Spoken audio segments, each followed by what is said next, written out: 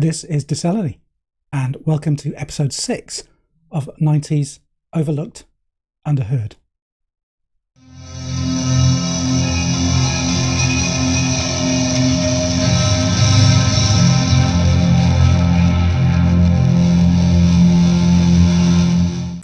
Hey, so in this chronological rundown of my favourite overlooked and underheard albums of the 1990s, there are points where I want to try and cover two albums in one video, and on first inspection, I'm pushing together two bands that are quite hard to link, and that's how I felt when I first drew up this list and looked at the two bands I was looking at today.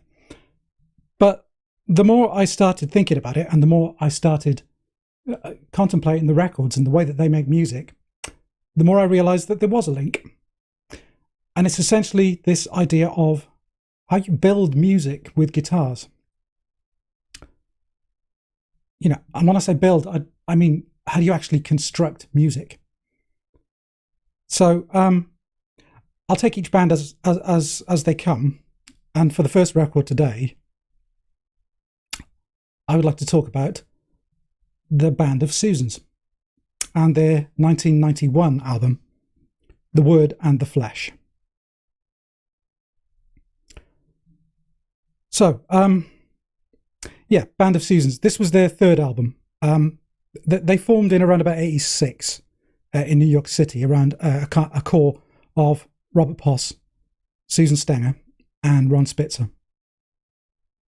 They were always supplemented with at least two other guitarists, meaning that they had three electric guitars driving the sound pretty much at all times through their career. In fact, if you wonder where the name came from, the first two other guitarists in the band were Susan Tallman and Susan Lyle. So they had three Susans in the band, so they just decided that that was just too good an idea to waste. So they became Band of Susans. But the creative kind of heart of the band was Robert Poss, the guitarist and singer. So Band of Susans kind of came out of the downtown New York art rock scene of the 1980s, which was the same scene that kind of spawned the short-lived no wave movement, and also a string of other kind of experimental avant-garde classical artists. You could quote names like Rhys Chatham and Glenn Branca as the kind of the more formal kind of composer types. But even those were using electric guitars in a kind of a modern classical setting. And in terms of bands, you would obviously be talking about the big kind of avant-garde bands of the New York scene of that time, such as Sonic Youth, Swans, Suicide even. But this idea of kind of a more formal approach to composition, Robert Poss did actually study for a while with Rhys Chatham and played in his guitar ensemble. And I think that strongly influenced his compositional style, which is kind of built on the idea that if you have multiple guitars playing, you can make them interlock in different ways to create a totally new kind of sound. So this is using kind of drone textures and dissonance. And it's never kind of relying on, cheap soloing or, you take the lead and I'll sit back and take the rhythm. This is music that's composed. The three guitars interlock and create the sound together to make almost this kind of three-headed guitar that doesn't exist in the physical world. Which all sounds very stuffy, but actually, Band of Susans music is still very, very strongly grounded in rock music. In fact, very strongly grounded in kind of classic kind of blues and R&B type stuff. I mean, the Band of Susans would cover the Rolling Stones several times throughout their career. And in fact, you can kind of hear the ghost of the Rolling Stones in a lot of their music, but just filtered through this kind of gauzy mesh of multiple guitars stacked on top of one another. There are comparisons you could make between the approach the Band of Susans were taking and maybe some of the shoegaze bands of the time. But I don't think we can really... I would shy away from calling Band of Susans a shoegaze band. There's very little reliance on kind of dreamy effects and massive walls of reverb or delay or chorus. But the distortion and the fuzz is kind of pushed to the max. That's how you get these distorted textures. That's how you get this kind of droning feedback sound. And I think that's something that they did share with some of the shoegaze bands of the day. But really, comparing it to shoegaze, this is much kind of tougher, much more New York sounding music, very downtown, and like I say, very grounded in kind of, you know, rock and rhythm and blues. So, The Word and the Flesh, some key tracks. I mean, Now Is Now, the second track on the album, really kind of, if you've never heard Band of Susans, just go listen to that one track straight away. It's this kind of propulsive kind of, it's got a drone running through it, this epic kind of backbone of drone with this kind of churning chord progression played by one of the other guitars. And it's just this thrilling, propulsive kind of rock song, just shot through with this kind of quite daring, droning formalism. You know, it's not shrinking back, it's not dreamy, it's just in your face, and it's a great, great song. That one was sung by the lead vocal, and that one was sung by the bass player Susan Stenger. In Trouble Follows, Robert Poss takes the vocal, and he's got this kind of very, very kind of tough, deadpan kind of vocal style, which in this song gets kind of drowned by this swarming mass of kind of like these guitars. They're all just plucking and strumming at the same time, rapidly strummed, and it gives the effect of this huge kind of cloud of distortion, which is kind of moving at a different speed to the rhythm behind it. It's a really fascinating sound. It's something you might associate again with in later years with post rock, that kind of tremolo picked sound. But this is just altogether more visceral, just totally driving the song. This is no crescendo. The whole song is this sound. And opening side 2, Sermon on Competition Part 2. Part 1 would actually appear on a later album. It's got this kind of repetitive, kind of nagging, bluesy kind of Rolling Stones style riffing, but it's still got this kind of smeariness going on with the three guitars are meshing and kind of just generating this kind of distorted wall of noise. It's kind of almost impressionistic.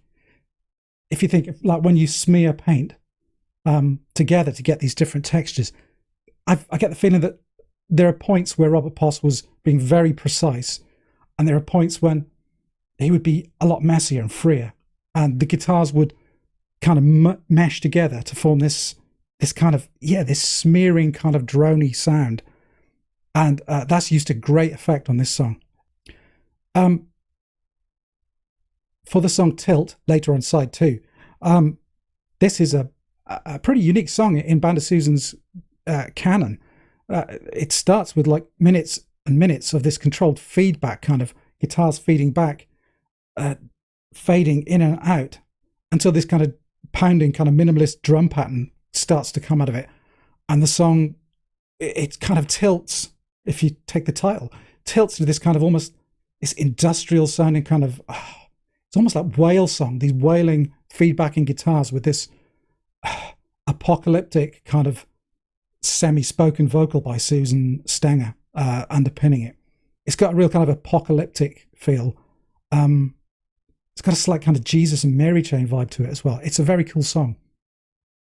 But yeah, it's this is a great record. For me, it's probably my favorite of theirs. It's a close thing. But Robert Poss's approach to kind of writing and arranging for multiple guitars, doing this kind of using drone structures, using dissonance, using consonants, while still kind of keeping the songs definably like rock songs, I think it's pretty unique. it's all too easy for avant-garde music to kind of leave you behind. But this kind of if you've heard any kind of rock music from the late 20th century, this won't be alien to you, but it will have a completely different feel. It's highly, highly recommended. So the second album I'm talking about today will be TV Sky by The Young Gods, released in the early part of 1992. So building with guitars, that was kind of my theme, remember?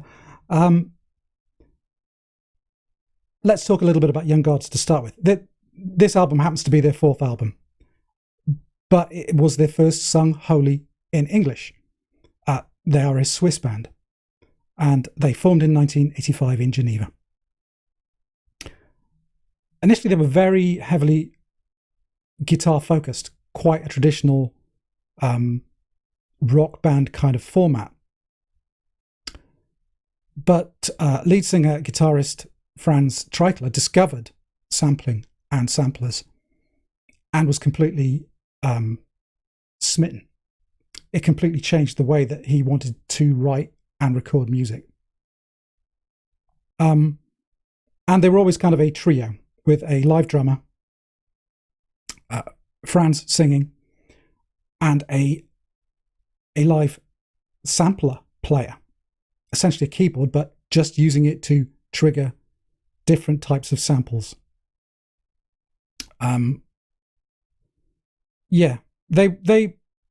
I think they were one of the first in industrial bands, because I guess we would call them an industrial band, who really kind of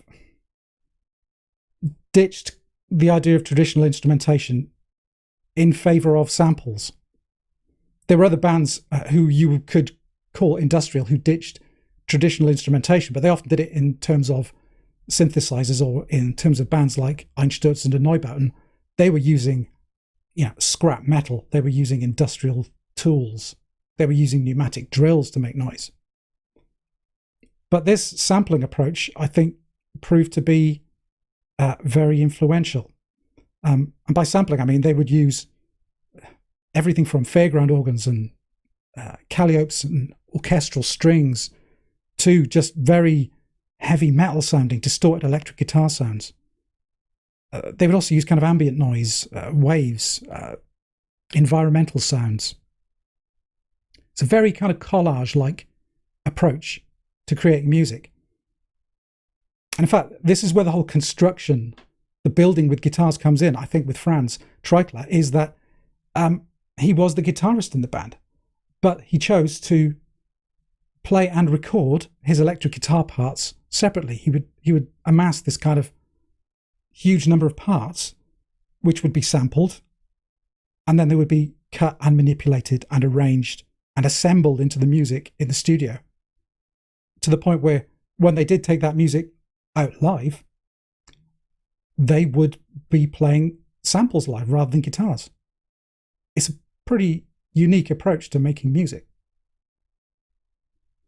So as I touched on, I think they were heavily influenced by the kind of the heavier industrial kind of arty avant-garde bands of the kind of the early to mid 80s. So yeah, bands like Swans, bands like Einstürzen und Neubauten, maybe even slightly more electronic bands like Coil, certainly Killing Joke, and maybe the kind of the slightly more the idea of a collage type approach to music they probably shared with people like Cabaret Voltaire. But they went on to influence, I think the Young Gods sound specifically went on to influence quite a lot of their peers or slightly later industrial artists such as Nine Inch Nails and Ministry, Godflesh maybe. So TV Sky, as I said, was their first album sung wholly in English. Prior to that, they'd sung in a mixture of French and English, and on their Kurt Weill covers album, there were quite a few numbers in German on that album too. But this was a creative choice to make an American rock record, but using their own kind of sample-heavy style. And the sound is kind of this this shiny kind of almost hyper real kind of psychedelic blues rock. So think kind of countercultural 60s, 70s kind of rock music. Yeah, think the Easy Rider soundtrack. Think the Doors, especially. Even kind of early mid ZZ Top, Steppenwolf, that kind of thing. Very classic kind of American blues rock, but filtered through this European sensibility, through this kind of cut up collage approach. It's got this real heightened feel of kind of the flip side to the kind of American dream, maybe, or that idea of the white picket fences and the nuclear family, this kind of American ideal. And in that ways, to draw kind of a filmic kind of reference, it reminds that this album kind of puts me in mind of David Lynch movies like Blue Velvet or Wild at Heart or Lost Highway, where you get this idea of a slightly darker side to the American way of life. Some key tracks then. Gasoline Man. I mean, this is almost like a souped up take on the classic ZZ Top track, Lagrange. It's like this almost robotic, apocalyptic kind of boogie, with this imagery of riding the American highways. It's a fantastic song. As I say, it sounds like some kind of hoary old psychedelic blues rock Steppenwolf thing, but the kind of the robotic precision and the sound and the feel that the drumming and the samples give it just completely transforms it. If you're looking at the track listing of the album, you might read down it and see things like there's a track called What Looks Like Dame Chance. But it's only when you listen that you actually hear this European sensibility. You realise the song's actually called Dame Chance. It's about Lady Luck. And France's kind of pronunciation of Dame Chance, it really encapsulates the idea of European eyes taking in this American landscape. So towards the end of side one, there is a track called The Night Dance, which features this, it's just this pummeling rhythm track, these epic kind of heavy rock guitar samples just stacked on top of one another, and just this huge vocal performance by Franz Treitler. It's massive. It's like stadium kind of rock, but with this precise kind of guttural, brutal, industrial feel, just nailing it all down. Yeah, this is a great sounding album if you're into those kind of things. And side two is mostly given over to this huge track called Summer Eyes, which is almost the entire of side two. It's nearly 20 minutes long. And this is the one where they really channel that Californian kind of Doors vibe, that Riders on the Storm kind of feel. They even throw in a little cheeky reference by dropping this Ray Manzarek kind of keyboard organ flourish halfway through it. It's a moment which just makes me smile every time I hear it. But then the song develops, it kind of slows down and goes into this kind of protracted psychedelic kind of rock groove, with Treitler doing this kind of Jim Morrison beat poetry kind of thing for the last kind of 8 to 10 minutes of the track. It's really hypnotic.